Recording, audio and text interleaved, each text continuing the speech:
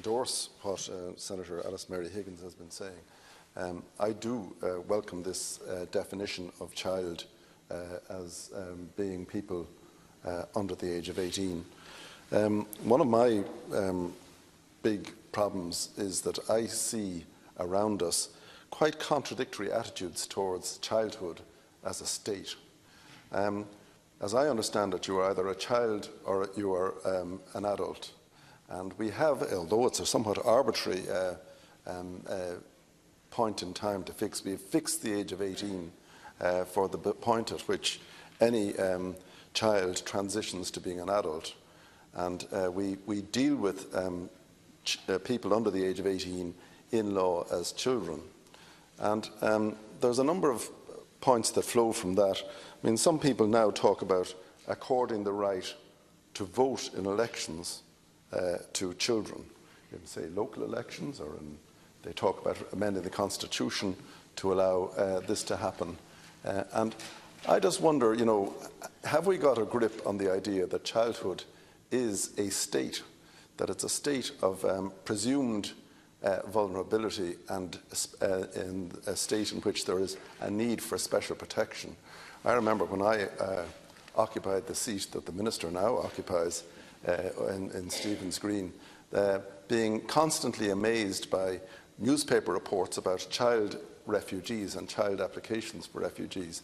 And people who travelled halfway across the world, unaccompanied minors, who suddenly were children. And the media rightly said these people need special protection, and sometimes they disappeared off the radar screen, and the Minister for Justice for the time being was effectively under the spotlight as to what had happened to these, quote, children, unquote. And we have protections for children. We have protections in relation to alcohol, we have protections in relation to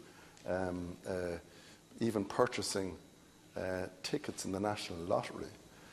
We have many protections for children, and sometimes, I don't know whether it's still the case, but I remember when I was a youngster, youngsters were allowed to bet on the tote, and there are people who think that that's wrong, and that this is introducing youngsters to gambling at an inappropriate age. And from all of those points of view, I do believe that we have to be philosophically consistent about the distinction between childhood and adulthood, and between where the age of majority starts and the period of childhood ends. So I do welcome the Minister's amendment. I think it's worthwhile stating where childhood does and does not end as far as Irish law is concerned in the context of data protection. But I would make one other point, and this is the point that Senator Higgins has made as well, that it's all very well identifying childhood for the purposes of the regulation, but what about looking to some of the protections that the United Kingdom have provided in their legislation for people who are children? And I do believe that this bill, I commend the Minister's amendment, I have no problem with it, but I think we should go further. I think we should actually flesh out some of these protections in Irish statute law. For instance, as Senator Higgins has said, you know, if you're going to give children special rights or acknowledge their special entitlements to protection as a result of the language of the regulation, then you should actually put flesh and bones on it in Irish law. That a child who does want to be forgotten, for instance, a child who wants to exercise that right, has a clear, simple way to achieve it. I always remember on one occasion somebody set up a fake Facebook account in my name, and I discovered that I was supporting the Occupy Dame Street protest. You may be, the members of the House will be glad to hear. And it caused a bit of consternation, with various of my friends saying that what they'd always assumed about my sanity was now proven clearly to be true. But when I actually decided that I wanted to take this Facebook page down and assert my own rights not to be portrayed as favouring the Occupy Dame Street campaign, the difficulty that I had with actually getting Facebook to listen to me, they wouldn't deal with me at all. until I produced passports and photocopies of passports and produced affidavits and statutory declarations to say that I was me. Now, I'm just wondering, in relation to a child, is it fair to have these multinational companies with very complex procedures, is it fair to have them demand of a child things that children just simply can't do?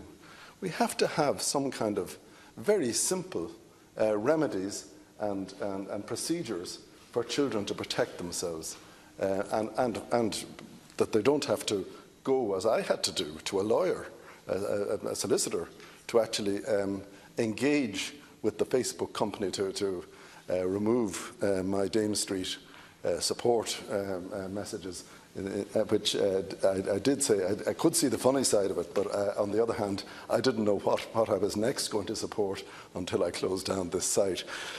So I do make the point that, that Senator Higgins is right to say that it's all very well to define childhood, but I think we should go a few steps further and begin to examine ways in which we can provide in our statute and in our implementation of the regulation for very clear and concise methods for children to protect themselves, and indeed for, and we'll be coming to that in a while, but also provide for their guardians-in-law, their parents or whoever, to come to their assistance and to bring about genuine protection for them.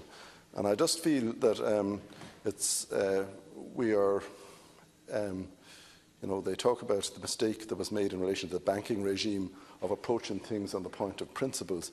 I think we have to, and I accept that was a mistake at the time, but I think now we should go further than mere statement of what is a child for the purpose of the regulation in Irish law. We should actually go further and provide for protections for children. And this is without prejudice completely to the next amendment in my name and those of other people.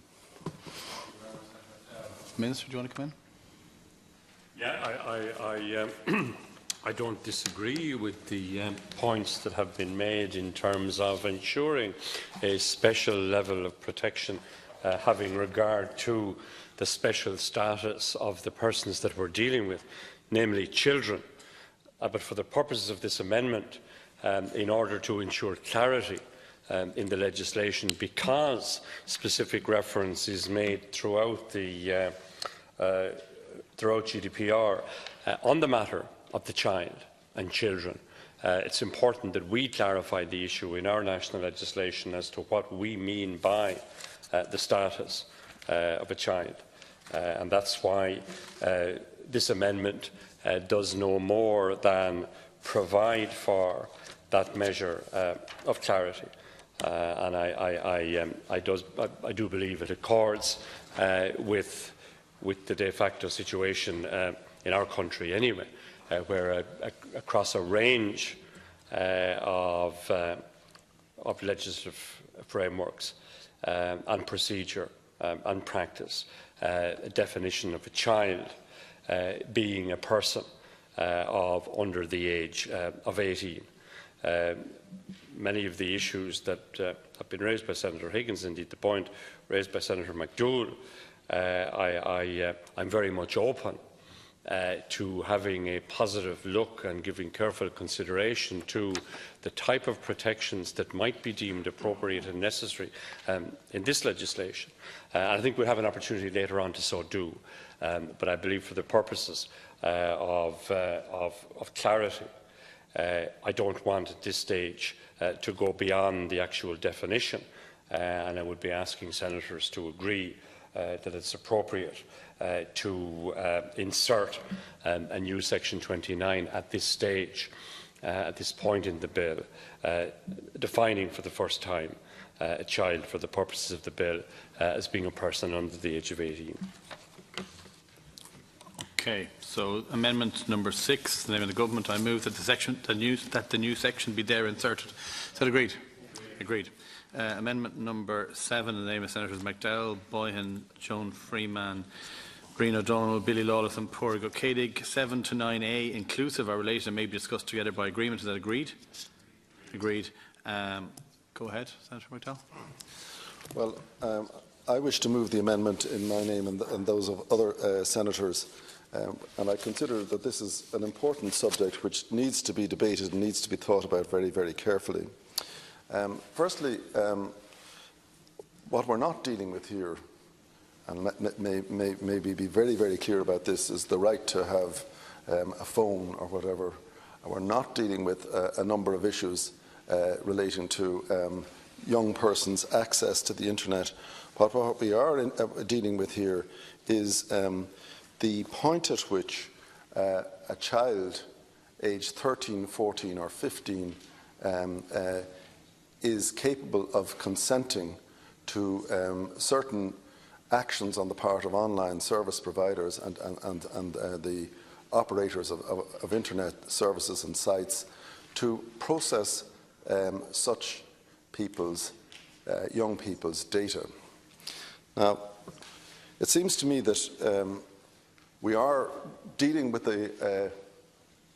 two things. We're dealing with the possibility that we should make it our law that henceforth a child aged 13, 14 or 15 is deemed capable of consenting to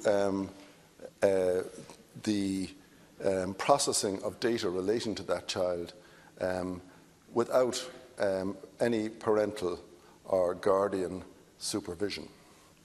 And the choice provided for us by the General Data Protection Regulation is to either opt for 16 being the age at which children can lawfully be presumed to be capable of giving consent, or some lower age down to the age of 13, which is also provided for under the regulation.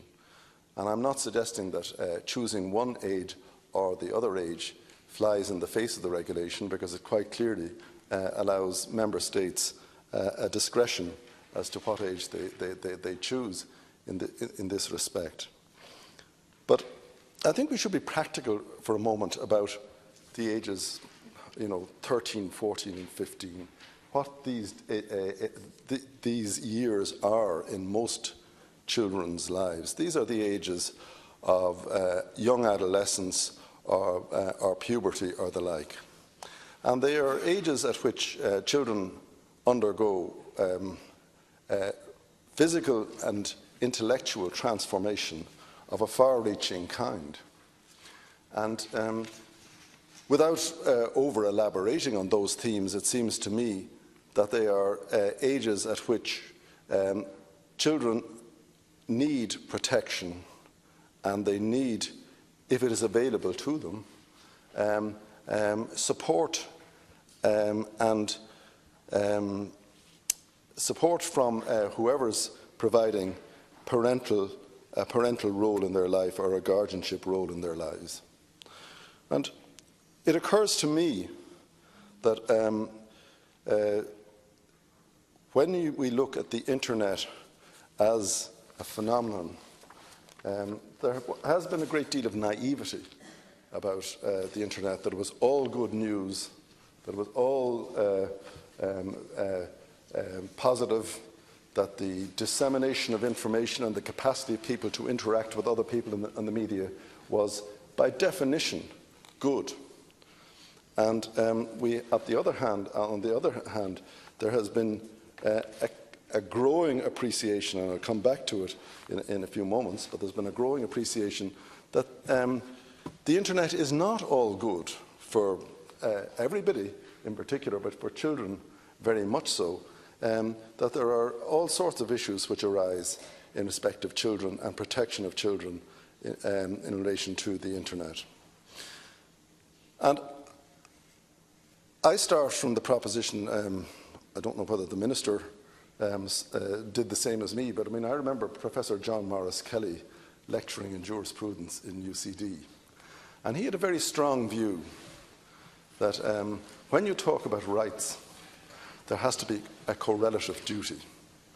And to talk about rights divorced from duty to uphold those rights he was very strong in his lectures to his students back in the 1970s at any rate, that this was a splitting of two concepts which were inextricably linked.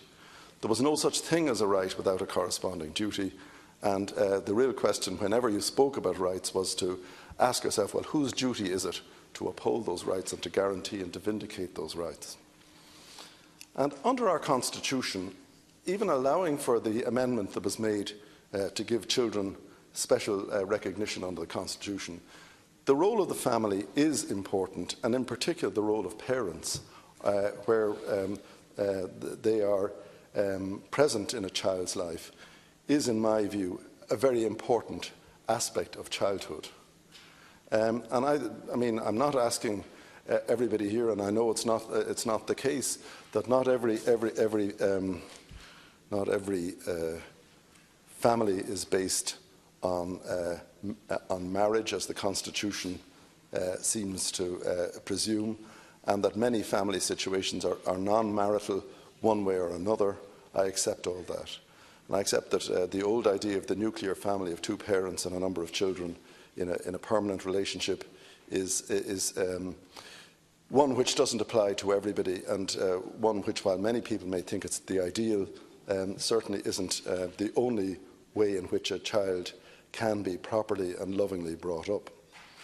But I do strongly believe, and I want to emphasise this, that parents do have not merely rights in respect of their children, but they have very strong duties in respect of their children, and they owe their children the duty of parental care and parental authority and parental supervision. It cannot be simply abdicated without consequence for a child. And children have a right to have their parents' duties delivered to them in many respects. And that's why I think that when it comes to the interaction of young people with the social media and the internet in general, parents have a very clear responsibility which cannot be avoided. It's not simply good enough to say that children have rights in respect of the internet. Parents have duties in respect of the internet to see that to protect their children and to give them assistance and to uphold their interests in relation to how they function on the internet. Now, the Digital Childhood Report in 2017 highlighted that the internet was conceived as an environment for adult users, and no design concessions were made for children. And as has been pointed out by Professor O'Sullivan and Professor Aiken, the utopian vision of the internet was that all users would be equal, and that if all users were equal, then a child user is treated the same as an adult user, and that's why arguably the internet by default is not suitable, is not fit for children. Now, the protection of children's online privacy is a matter of great importance, and it's important that many social media platforms require that their users should be at least 13 years old. But I mean, has that been enforced in a regulatory context? And the evidence seems to be that underage usage of mainstream social media platforms is very, very widespread. Now, it's been argued that the Minister himself, I think, said so, that the government considers that the age of digital consent of 13 years represents an appropriate balancing of children's rights, namely a child's right to participation in the online environment and a child's right to safety and protection. And the Minister said that these rights were enshrined in the UN Convention of the Rights of Children, of the Child rather. Now, I wonder about this because the UN Convention on the Rights of Children was ratified in 1989 and it came into effect in 1990, which really means that it almost entirely predates internet, online services and social media as we know them today. And the assertion that a child's right to participation in the online environment is a right that's enshrined in the UN Convention on the Rights of the Child needs to be addressed and queried. And I think the point that Professor O'Sullivan and Professor Aitken have made that is a good one in relation to the UN Convention, because they have made the point that if you're going to bring the UN Convention on the Rights of a Child into play, that you have to look at Article 17, which says that state parties recognise the important functions performed by the mass media and shall ensure that a child has access to information and material from a diversity of national and international sources, especially those aimed at the promotion of his or her social, spiritual and moral well-being and physical and mental health. And they point also to Article 19, which says that state parties shall take all appropriate legislative, administrative, social and educational measures to protect children from all forms of physical or mental violence, injury, abuse, neglect or negligent treatment, maltreatment or exploitation, including sexual abuse, while in the care of parents, guardians or any other person who has the care of a child. And then they also point out that the UN Convention says that state parties recognise the right of every child to a standard of living adequate for the child's physical, mental, spiritual, moral and social development, and that the parents or other persons responsible for the child have the primary responsibility to secure within their abilities and financial capacities the conditions of living necessary for the child's development. So it isn't just simply, and this is the point that we have the Children's Rights Alliance and we have the ISPCC approaching this matter solely from the point of view of children's rights.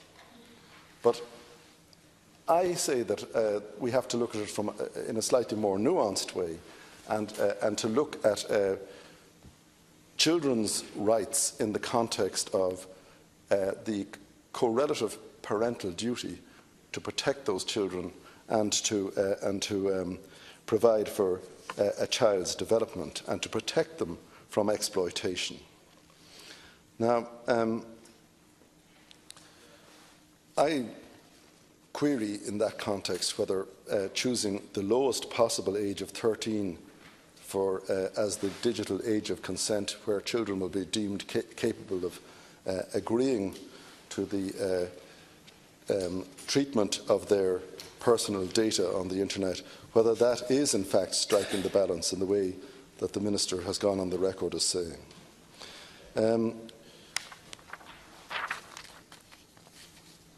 There are amazing figures from the United Kingdom, that more and more younger children are going online in the UK. Half of children in the UK at the age of 3 or 4 are now engaging in some kind of online activity. 79% of 5 to 7-year-olds are doing it, and 94% of 8 to 11-year-olds are participating in online services, and 99% in the United Kingdom of 12 to 15-year-olds are also online. Now, I know that there may be differences socially between us and them, but I don't think that those figures are dramatically different in Ireland. And the point that Professor Aitken and Professor O'Sullivan have made is that there's now an emerging body of evidence about, for instance, the potentially harmful effects of social networking sites on the well-being of children, including, as they point out, sleeplessness, obesity arising from being stuck in front of a screen all day, compulsive use, vulnerability to advertising, and in addition to that, that kids are actually suffering from a myriad of downstream consequences including an inability to concentrate at school, poor grades, anxiety, depression, and sometimes even suicidal ideation. Now, we can say, oh, well, look, what can we do about these things? But the two professors made another interesting point, and that is that rates of anxiety and depression in young people have increased by 70% over the last 25 years, and that young people say that 4 of the 5 most used social media platforms make their feelings of anxiety worse. And the Royal Society for Public Health in Britain states that the platforms that are supposed to help young people connect with each other may actually be fueling a mental health crisis.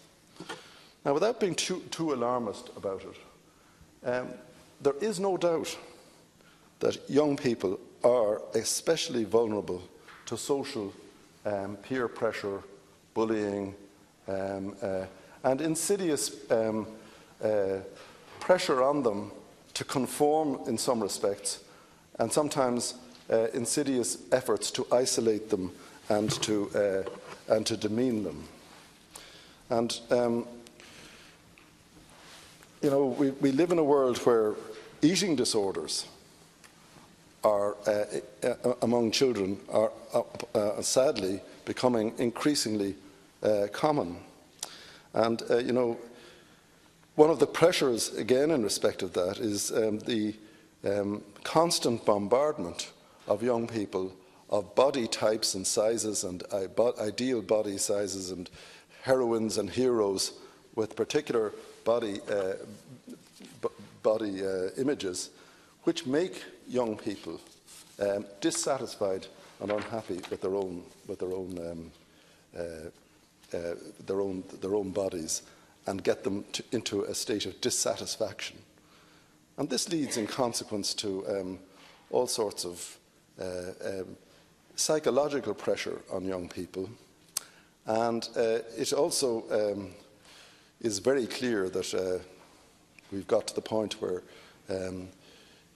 not merely are young people vulnerable to cyberbullying and to sexting and sextortion and the like. In 2017, Europol reported that sextortion, which is forcing young children to, or encouraging them to provide images of themselves in a sexual context, and webcam blackmailing, that these offences have rocketed in recent years, and sometimes the victims are as young as 7. And we go then to instant messaging apps as well. They can be used so easily to bully children. And we have here in Dublin City University, a national anti-bullying research and resource centre, and they have found that new apps and social media platforms are targeting children as young as 9 years of age. And children can be very reluctant to tell their parents about the bullying they encounter in social media because they're worried that their internet access will be taken away completely. And children are victims of bullying are frequently found to experience low academic performance, depression, anxiety, self-harm, loneliness, isolation, and changes in sleeping and eating habits. And this isn't just something which is the concern of 2 professors. The teaching profession is becoming increasingly aware of these problems as well.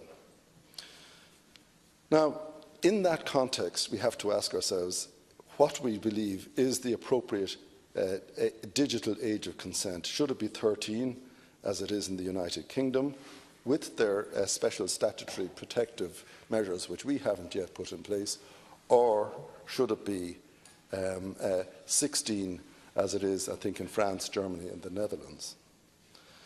And the arguments that have been made, and I'm not rubbishing anybody else's views at all, but the arguments that have been made by the ISPCC and the Children's Rights Alliance and Geoffrey Shannon and others have been based on the proposition that children have a right to participate in the internet, and that right should be vindicated and encouraged.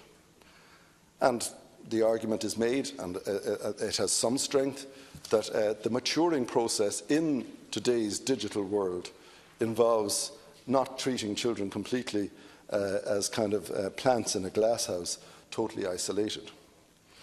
But on the other hand, I strongly believe that parents, where they are in a position to exercise protective powers over children, are people who should have some input into whether their child is or is not to be accorded the status of the legal status of being capable of agreeing to the processing of their data by other bodies on the internet.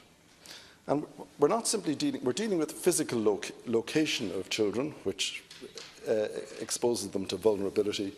We're dealing with their preferences. We're dealing with their photographs, which they may record. We're dealing with their interests, sport, whatever.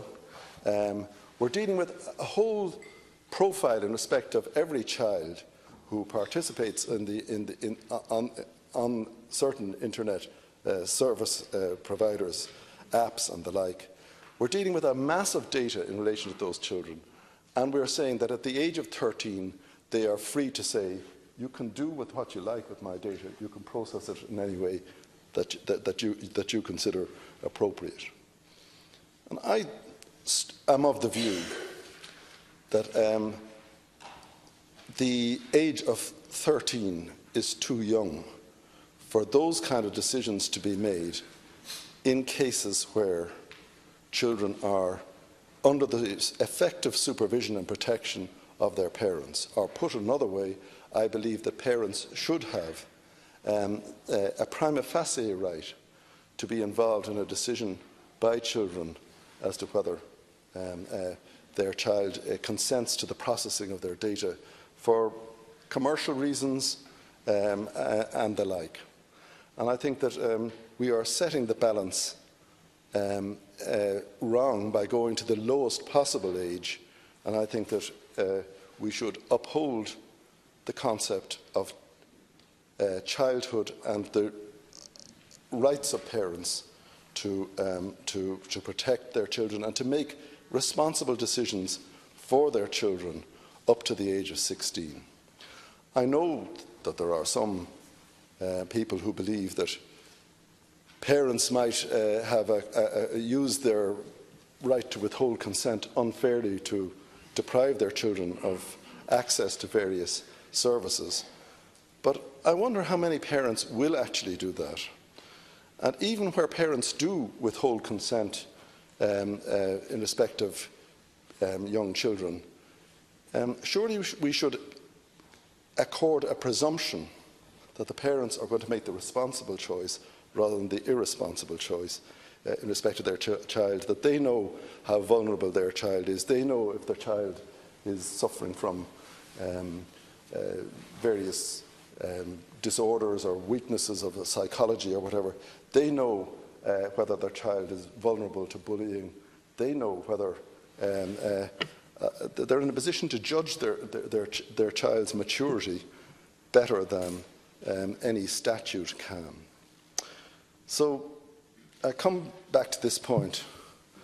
If it is the case that a young child cannot go into a shop and buy a scratch card in the National Lottery, if that is the case, and that's our law, that a child is presumed to be incapable of making a mature enough decision to spend a couple of euros on a scratch card, how can it be right that a child at the age of, and that's a child under the age of 18, how can it be right that a child at the age of 13 is in a position to make a decision as to who uses or what becomes of that child's photographs, social media profile, all of that data, even the child's physical location and the like, and the child's online conversation and the like.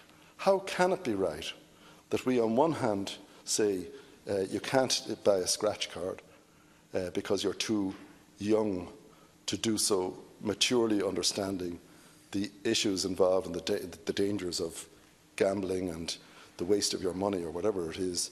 But on the other hand, we're going to go to the absolute lowest possible age permitted under the regulation and give a 13-year-old child the right to make legally effective decisions about the child's own data and profile, and accord to third parties the right to process and to commercially exploit that data. I don't think it adds up. And I know that there are different points of view, and I know that perhaps my view is a minority point of view on this matter, but I really do think that it's worthwhile debating this here, and I am not convinced by anything that I've heard, especially the reliance on the UN Convention in relation to the rights of the child, which long predates the Internet and did not recognise. I mean, in the days of radio and television, there was a very limited amount of damage that could be done to children. The dangers and the risks have increased exponentially. There are people out there who are predating on children. There are services out there who are exploiting children's profiles and who are targeting children with advertising. And I think that, we should set the balance towards the age of 16 rather than the age of 13. Thanks. Senator, now just for the information of members, the order of people who've asked, as I got them, was next to Senator Freeman, Senator Boyan, Senator Owen, Senator Donila, Senator Higgins, Senator Clifford Lee and Senator Noon are the people who've indicated to speak. So there's another 7 speakers on this group of amendments, 7 to 9A inclusive. Go ahead, Senator Freeman. Minister,